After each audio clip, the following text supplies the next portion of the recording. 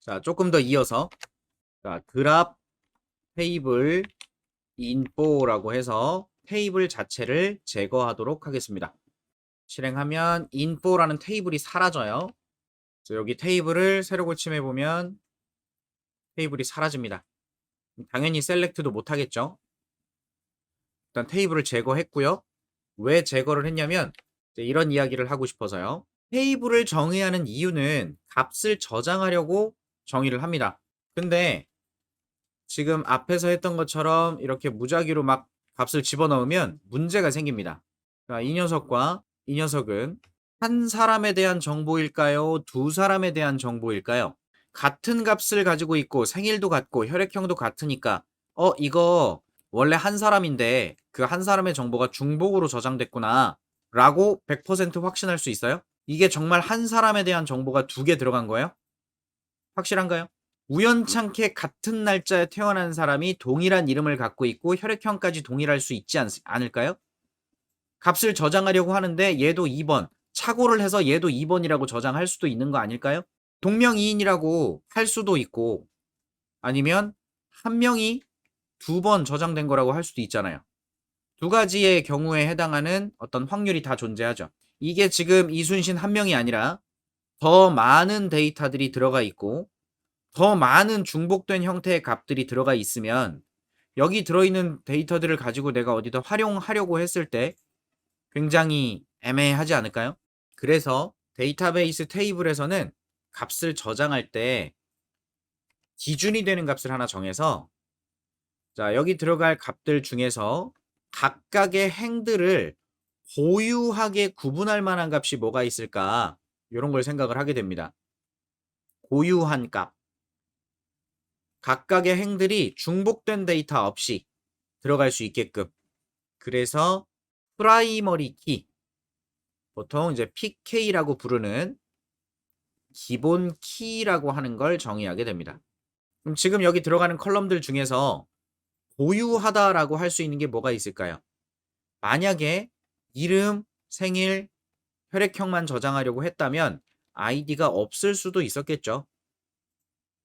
그냥 단순하게 딱 요것만 저장할래요 그럴 수도 있는데 자, 보통은 딱히 고유하게 판단할 만한 값이 없더라도 보통 이런 id 값을 하나 활용을 해서 고유한 값으로 저장되게끔 얘를 지정을 해요. pk라는 걸로.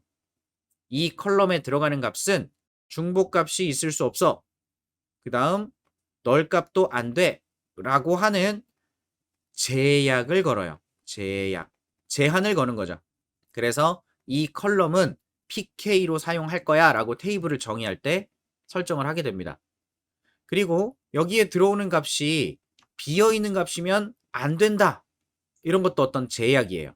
그리고 여기 들어오는 값이 어떤 날짜부터 어떤 날짜 사이에 그 범위에 해당하는 날짜여야만 한다. 이런 것도 제약이고요. 그 다음 여기 들어오는 값이 얼만큼의 크기를 넘어가면 안 된다. 뭐 이런 것들도 제약입니다. 기본 키는 아니지만 어떤 컬럼에 들어가는 값이 여기 들어가는 값들은 중복되면 안 돼. 기본 키는 아니지만 중복된 값은 들어가면 안 되는 그런 조건이 필요한 컬럼이 있을 수도 있고요.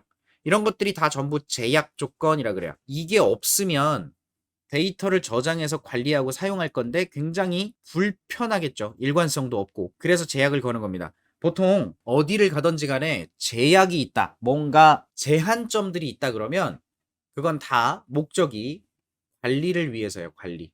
이거 하지 마세요. 저거 하지 마세요. 여러분 이렇게 합시다. 저렇게 합시다. 이렇게 규칙을 잡아 놓으면 그 규칙을 잡는 목적은 다 관리 때문이라고요. 그러니까 지금 테이블에다가 제약 조건이라는 것들을 여러 군데에 설정할 수가 있는데 그 제약 조건이라는 개념이 마냥 어려운 게 아니니까 필요해서 정의하는 거고 관리를 위해서 정의하는 거다라고 생각해 주시라는 거예요. 그래서 테이블을 지금 다 삭제를 해버렸어요. 테이블 자체를 삭제했고요. 다시 테이블을 만들 겁니다. 자, 첫 번째, 제약 조건이라는 걸 설정해서 테이블을 정의할 건데요. 컬럼 레벨로 제약 조건을 설정하는 방법입니다. 자, 인포 테이블 똑같이 만들 건데 id, name, 벌스, btype. 자, 뭐 이렇게 쓴다고 해요. 그럼 여기에 프라이머리 키라고 지금 이 컬럼 뒤쪽에다가 써줬죠. 컬럼 자체에다가 바로 정의하는 거예요. 이런 걸 컬럼 레벨 설정이라고 부르는 겁니다. 그 다음 여기다가 not null이라고 써놨죠. 빈 값이 들어가면 안 된다라는 설정이에요. 두 번째, 아직 실행 안 했습니다. 두 번째는 테이블 레벨 설정. 요거는 테이블을 정의하는데, 테이블을 정의할 때 컬럼들은 쭉쭉쭉 그냥 정의하고요. 맨 마지막에 제약 조건, 이름은 서브젝트의 PK다라는 이름으로 프라이머리 키 제약 조건을 설정한다. 어디에다가? 서브 코드라는 컬럼에다가. 이렇게 설정하는 거예요. 자, 세 번째는 테이블을 생성한 후에 제약 조건을 추가할 수 있는 방법인데, 보시면 스코어라는 테이블이 있고요. ID, info ID, subject code, subject score 이런 식으로 지금 써놓고 있어요. 마지막에 테이블 레벨 설정으로 참조 키를 설정하는 구문입니다. 제약 조건을 설정하겠다. 제약 조건 이름은 fk info id라고 써놓고 참조 키 제약 조건인데, 내 테이블에 있는 info id라고 하는 녀석은 여기 들어올 값은 참조할 거야. info 테이블의 id를. 그래서 만약에 그 id가 지워졌을 경우에는 연쇄적으로 여기 들어있는 값도 지우게 할 거야. 뭐 이런 설정이고요. 일단 요거는 제약 조건 중에서 foreign 키를 설정하고 있는데, 요건 테이블 레벨 설정이고, 스코어에 지금 pk 설정이 없죠. 프라이머리 키 설정이 없습니다. 이것을 테이블을 정의한 후에 추가한다. 어떻게? 이렇게. 자, alter. 우리 데이터를 정의하는 SQL 언어들 create 써봤고요. drop 써봤어요. 하나 더 있는 게 alter예요. 요건 테이블의 정보를 수정하는 거고요. 객체의 정보를 수정하는 거. 테이블 중에 score라는 테이블에 제약 조건을 추가하겠대요. 제약 조건 이름은 PK라는 걸 추가할 거죠. PK score라는 이름으로 추가하겠다. 그래서 제약 조건은 프라이머리 키다. id를 프라이머리 키로 하겠다. 지금 보면은 스코어라는 테이블에 id가 있는데 얘한테 아무런 제약 조건이 없는 상태로 테이블이 만들어졌고요. 그렇게 테이블이 만들어진 후에 그 테이블에 있는 id 컬럼을 프라이머리 키로 적용하겠다, 이런 소리예요. 그리고 하나 더, 이거 한 줄짜리입니다. alter 테이블 스코어에 또 constraint를 추가할 건데 foreign 키를 추가하려고 하나 봐요. 이건 식별 이름이죠, 그냥. 제약 조건은 foreign 키다. 서브젝트의 코드가 있을 거예요. 서브젝트 코드라고 하는 거. 여기 지금 스코어 테이블에는 서브젝트 코드라는 애가 있는데, 그 서브젝트 코드가 참조키다. 어딜 참조할 거다. 거기 들어가는 값은. 누굴 참조할 거냐면 서브젝트 테이블에 있는 서브 코드를 참조할 거다. 마찬가지 부모가 삭제되면 나도 삭제되겠다. 연쇄적으로. 이렇게 지금 정의를 하고 있어요. 지금 설명은 쭉 드렸지만 이게 대체 뭘 하고 있는 건지는 감이 안 오실 겁니다. 만들어 놓고 얘기를 할게요. 첫 번째, 컬럼 레벨 설정의 info 테이블 정의하고요. 두 번째, 테이블 레벨 설정 형식으로 서브젝트라는 테이블을 정의하고요. 그 다음 테이블 스코어도 하나 생성하고, 그 다음 alter pk 추가, alter fk 추가까지 이렇게 진행을 했는데요. 이게 대체 무슨 이야기를 하는 거냐? 일단은 생성된 테이블 확인부터 하고 갈게요. 테이블을 새로 고침 한번 해보시면 info라는 테이블이 있을 텐데, 지금 3개의 테이블이 만들어졌죠? info에서 모델이라는 탭 한번 눌러볼게요. 조금 기다리면, 자, 이런 식의 모델을 그려줍니다. 뭘 얘기하고 있냐면 info라는 테이블에 컬럼이 하나, 둘, 셋, 4개가 있는데, 거기 있는 것 중에서 id가 pk 프라이머리 키고 id와 이름은 값이 비어 있을 수 없다.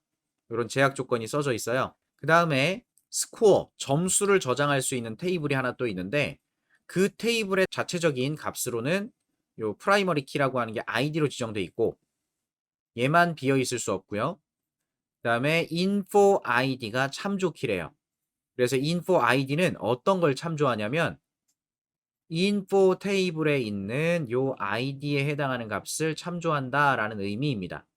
그 다음 여기 안 보이지만 서브젝트 코드라고 하는 것도 서브젝트 테이블을 참조하고 있겠죠. 그 다음에 과목의 점수라는 걸로 저장을 하고 있고, 이게 다이어그램이에요. 객체 관계 다이어그램. 이런 식으로 표현이 되고 있어요. foreign 키를 통해서 이런 관계가 설정이 된 거고요. 이것도 제약 조건입니다. 테이블을 정의하셨으면 각각의 제약 조건들을 확인해 봐야 되는데, info 테이블에 값을 넣고 있어요.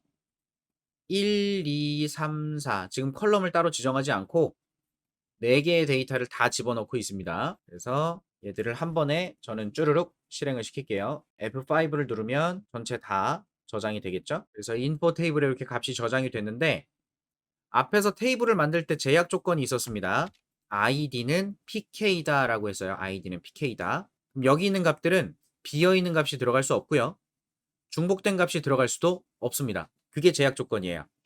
확인해 보시죠. 인설트 했던 이 쿼리문 중에 아무거나 하나를 복사해서 김씨로 바꾸고 데이터가 달라요. 자, 그러면 요것만 지금 겹치죠. 이전에 들어가 있는 데이터랑 다른 사람이란 소린데 걔를 저장하려고 하니까 무결성 제약 조건에 위배됩니다.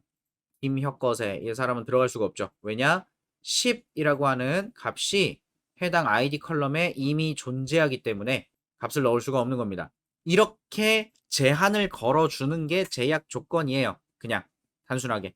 제약 조건이다 그러면 값 집어넣고 수정하고 할 때 그때 뭔가 제한을 걸어주는 게 제약 조건이다. 그 중에서 가장 중요한 게 이제 PK라고 하는 거고 그걸로 각 행을 고유하게 식별할 수 있는 기준이 된다. 이렇게 보시면 되고요. 자, 다음은 과목 테이블에 과목을 저장하려고 해요. 자바, JSP, DB, 스프링, 네트워크 뭐 이렇게 저장하려고 하네요. 자, 이렇게 5개의 행이 들어갔고요. 서브젝트 테이블 내용도 한번 보시면 이렇게 들어갔어요. 서브젝트에도 서브 코드를 PK라고 지정했기 때문에 같은 값이 들어갈 수 없습니다. 이름이 똑같은 건 상관없지만 얘네들은 안 돼요. 자, 그 다음 마지막으로 스코어라는 테이블에다가 이런 식의 값을 담고 있거든요. 스코어 테이블에다가 3, 1, 3, 3, 4 뭐 이렇게 담고 있어요.